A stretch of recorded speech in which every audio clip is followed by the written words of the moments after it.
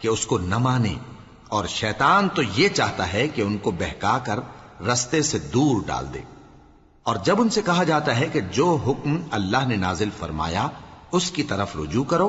اور پیغمبر کی طرف آؤ، تو تم منافقوں کو دیکھتے ہو کہ تم سے گریز کرتے اور رکے جاتے ہیں۔ پھر کیسی ندامت کی بات ہے کہ جب ان کے اعمال کی شامت سے ان پر کوئی مصیبت واقع ہوتی ہے تو تمہارے پاس بھاگے آتے ہیں اور قسمیں کھاتے ہیں کہ واللہ ہمارا مقصود تو بھلائی اور مصالحت تھا۔ ان لوگوں کے دلوں میں جو جو کچھ ہے اللہ اس کو خوب جانتا ہے۔ تم ان کی باتوں کا کچھ خیال نہ کرو اور انہیں نصیحت کرو اور ان سے ایسی باتیں کہو جو ان کے دلوں میں اثر کر جائیں۔ اور ہم نے جو پیغمبر بھی بھیجا ہے تو اسی لیے بھیجا ہے کہ اللہ کے فرمان کے مطابق اس کا حکم مانا جائے۔ اور یہ لوگ جب اپنے حق میں ظلم کر بیٹھے تھے، اگر تمہارے پاس آتے اور اللہ سے بخشش مانگتے اور پیغمبر بھی ان کے لیے بخشش طلب کرتے تو اللہ کو معاف کرنے والا بڑا مہربان پاتے۔ بس تمہارے پروردگار کی قسم، یہ لوگ جب تک اپنے تنازعات میں تمہیں منصف نہ بنائیں اور جو فیصلہ تم کر دو اس سے اپنے دل میں تنگ بھی نہ ہوں بلکہ اس کو خوشی سے مان لیں، تب تک مومن نہیں ہوں گے۔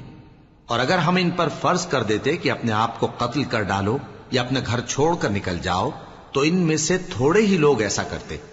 اور اگر یہ اس نصیحت پر کاربند ہوتے جو ان کو کی جاتی ہے تو ان کے حق میں بہتر اور دین میں زیادہ ثابت قدمی کا موجب ہوتا، اور اس صورت میں ہم ان کو اپنے ہاتھ سے اجر عظیم بھی عطا فرماتے اور ان کو سیدھا رستہ بھی دکھاتے۔ اور جو لوگ اللہ اور اس کے رسول کی اطاعت کرتے ہیں وہ قیامت کے روز ان لوگوں کے ساتھ ہوں گے جن پر اللہ نے بڑا فضل کیا، یعنی انبیاء اور صدیق اور شہید اور صالحین، اور ان لوگوں کی رفاقت بہت ہی خوب ہے۔ یہ اللہ کا فضل ہے اور اللہ جاننے والا کافی ہے۔ مومنوں، جہاد کے لیے ہتھیار لے لیا کرو، پھر یا تو جماعت جماعت ہو کر نکلا کرو یا سب اکٹھے کوچ کیا کرو۔ اور تم میں کوئی ایسا بھی ہے کہ خواہ مخواہ دیر لگاتا ہے اور پیچھے رہ جاتا ہے، پھر اگر تم پر کوئی مصیبت پڑ جائے تو کہتا ہے کہ اللہ نے مجھ پر بڑی مہربانی کی کہ میں ان میں موجود نہ تھا۔ اور اگر اللہ تم پر فضل کرے تو اس طرح سے کہ گویا تم میں اس میں دوستی تھی ہی نہیں، افسوس کرتا اور کہتا ہے کہ کاش میں بھی ان کے ساتھ ہوتا تو مقصد عظیم حاصل ہوتا۔ اب جو لوگ آخرت کو خریدتے اور اس کے بدلے دنیا کی زندگی کو بیچنا چاہتے ہیں ان کو چاہیے کہ اللہ کی راہ میں جنگ کریں، اور جو شخص اللہ کی راہ میں جنگ کرے پھر شہید ہو جائے یا غلبہ پائے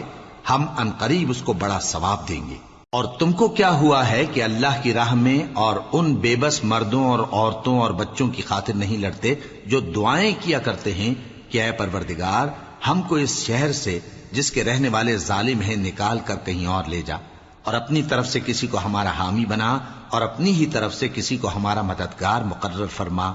جو مومن ہیں وہ تو اللہ کی راہ میں لڑتے ہیں،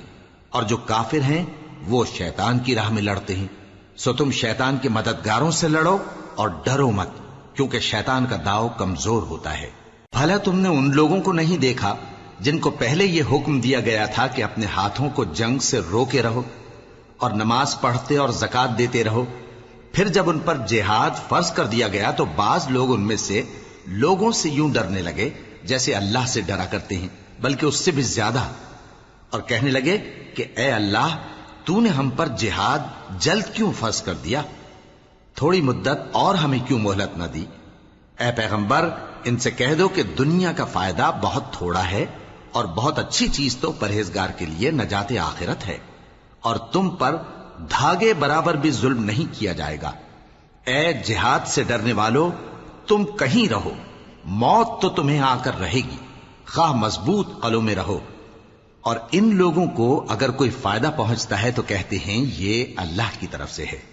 اور اگر کوئی مصیبت پہنچتی ہے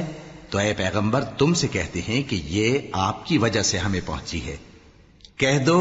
کہ رنج و راحت سب اللہ ہی کی طرف سے ہے۔ ان لوگوں کو کیا ہو گیا ہے کہ بات بھی نہیں سمجھ سکتے؟ اے آدم زاد، تجھ کو جو فائدہ پہنچے وہ اللہ کی طرف سے ہے، اور جو نقصان پہنچے وہ تیری ہی شامت اعمال کی وجہ سے ہے۔